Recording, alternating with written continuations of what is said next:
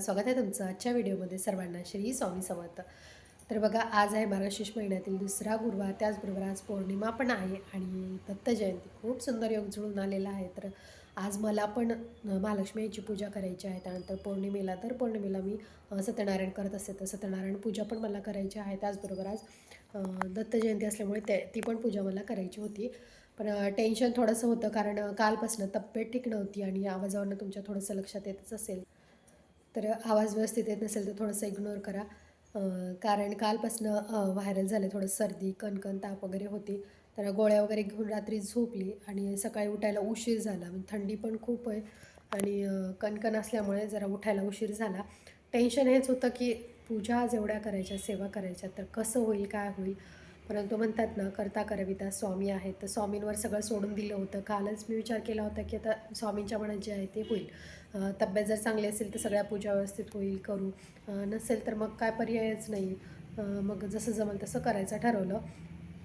परंतु म्हणतात ना, सकाळी उठल्यानंतर काय माहिती कुठली शक्ती अंगात संचारली, तर लवकर सगळं काम आवरून घेतलं. मला आज अंगण वगैरे साफ करायचं होतं, तर काल तब्येत ठीक नसल्यामुळे घर वगैरे पुसणं झालंच नव्हतं. तर आज ह्या सगळ्या गोष्टी करायच्या होत्या.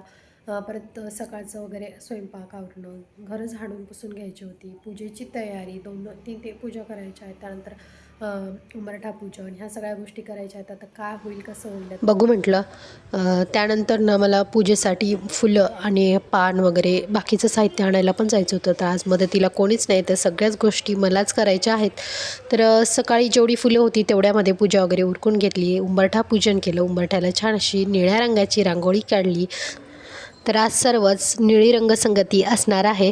तर छान अशी पावलं वगैरे काढून घेतली. उंबरठा पूजन झालं. त्यानंतर देवपूजा करून घेतली. फुलं जास्त नव्हती, पण जी होती तेवढ्यामध्येच मग मी स्वामी महाराजांची पूजा आणि दत्त महाराजांची पूजा करून घेतली. त्यानंतर मग मी स्वामी महाराजांचा छान असं पाण्याने आणि पंचामृताने अभिषेक करून घेतला. तर माझ्याकडे इथं दत्त महाराजांची मूर्ती नाही आहे, तर फोटो आहे. तर फोटोला मी स्वच्छ पुसून वगैरे घेतलं, गंध वगैरे लावून घेतला, फुलं वगैरे वाहिली. परंतु मूर्तीवरती अभिषेक करायचा होता, म्हणून मग स्वामी महाराजांच्या मूर्तीवरती अभिषेक केला. छानपैकी पंचामृताने आणि पाण्याने अभिषेक करून घेतला. मूर्ती स्वच्छ करून घेतली, स्थापित करून घेतली आणि छान अशी निळ्या रंगाची आज वस्त्र स्वामींना देखील घातली. तर देवपूजेसाठी इथे जास्त फुलं माझ्याकडे नव्हती. ज्या फुलं आहेत तेवढ्यामध्येच मग मी ही पूजा करून घेतली, कारण मला नंतर बाहेर जाऊन बाकीचं सत्यनारायणासाठी आणि महालक्ष्मीसाठी जे काही पूजेसाठी लागणार होतं ते आणायला जायचं होतं. परंतु सकाळी मला जायला जमलं नाही, त्यामुळे मग आहे त्या फुलांमध्ये पूजा करून घेतली. तर बघा, असं छानपैकी स्वामी महाराजांना निळी वस्त्र घातली, पिवळी फुले, पांढरी फुले अर्पण केली. ते दत्त महाराजांना देखील मला निळ्या रंगाचं एक फूल भेटलं, तर ते मी दत्त महाराजांना वाहून घेतलं.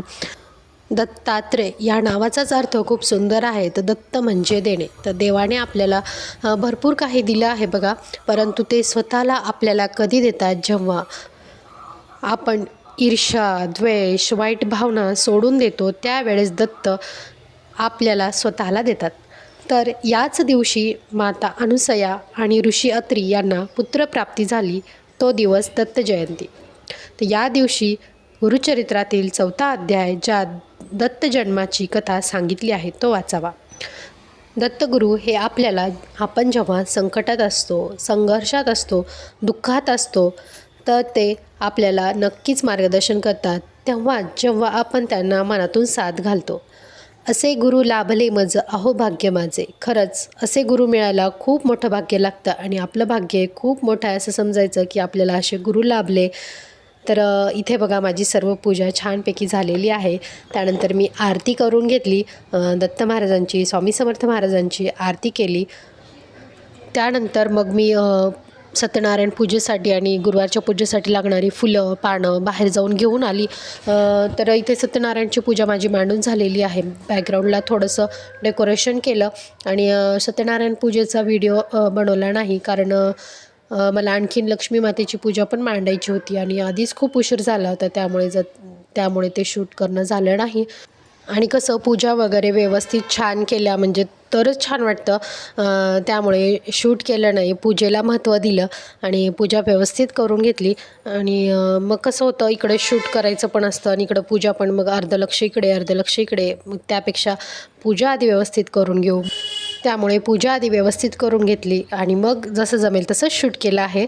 तर इथे बघा मी म्हटल्याप्रमाणे आज निळी रंगसंगती असणार आहे. तर आज सगळ्याच तुम्हाला निळा रंग दिसणार आहे. तर उंबरठ्याला जेव्हा मी रांगोळी काढली ती पण निळ्या रंगाचीच काढली होती. त्यानंतर स्वामी महाराजांना पण आज निळीच वस्त्र आहेत आणि लक्ष्मी मातेला पण आज निळीच मग वस्त्र काढली. आणि सत्यनारायण पूजेमध्ये जो बाळकृष्ण ठेवलेला आहे तर त्याला पण निळीच वस्त्र आहेत, तुम्हाला पुढे दिसेलच.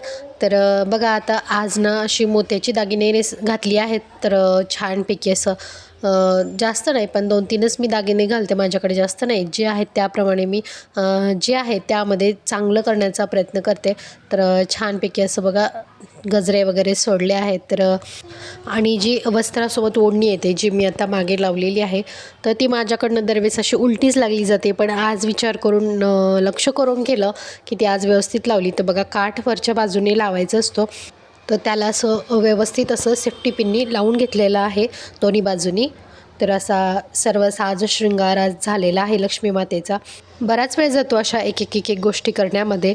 तर मग झालेलं आहे हे सगळं. त्यानंतर मग पूजा मांडणी करून घेतली, कथा वाचली आणि आरती करून घेतली.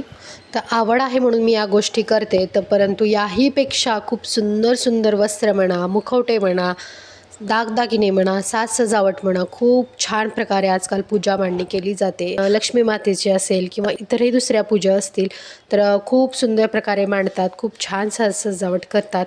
तर मला ज्याप्रमाणे जमतंय, जसं जमतंय, जे आहे त्यामध्ये मी चांगलं करण्याचा प्रयत्न करते. तर अशा प्रकारे आज सगळ्या पूजा वगैरे छान झालेल्या आहेत. आरती आत्ताच झाली आहे. पूजा मांडली, वरती सत्यनारायणाची पूजा मांडली, त्यानंतर खाली ते महालक्ष्मीची पूजा मांडली. कारण वेगवेगळं डेकोरेशन करणं शक्य नव्हतं आणि एकाच जागी सगळ्या पूजा केल्या म्हणजे आरती वगैरे करायला छान वाटतं. त्यामुळे एकाच जागी पूजा वगैरे केली आणि तब्येत ठीक नसल्यामुळे जास्त लोड घेतला नाही. जसं जमेल ज्या पद्धतीने करता येईल त्या पद्धतीने करायचा प्रयत्न केला आहे. आणि म्हणतात ना, करता करविता स्वामी आहेत. तर स्वामींनी आज सगळ्या गोष्टी माझ्याकडून करवून घेतल्या असं मी म्हणेल. मग माझी पण इच्छा होती की सगळ्या गोष्टी व्यवस्थित छान पार पाडाव्यात. तर जसं जमेल त्या पद्धतीने करायचा प्रयत्न केला आणि सर्व पूजा व्यवस्थित झालेल्या आहेत. तर त्यांची इच्छा होती म्हणून ह्या सगळ्या गोष्टी झाल्या. तब्येतीने साथ दिली आणि सगळ्या गोष्टी व्यवस्थित पार पडल्या. तर कशी वाटते पूजा तुम्हाला?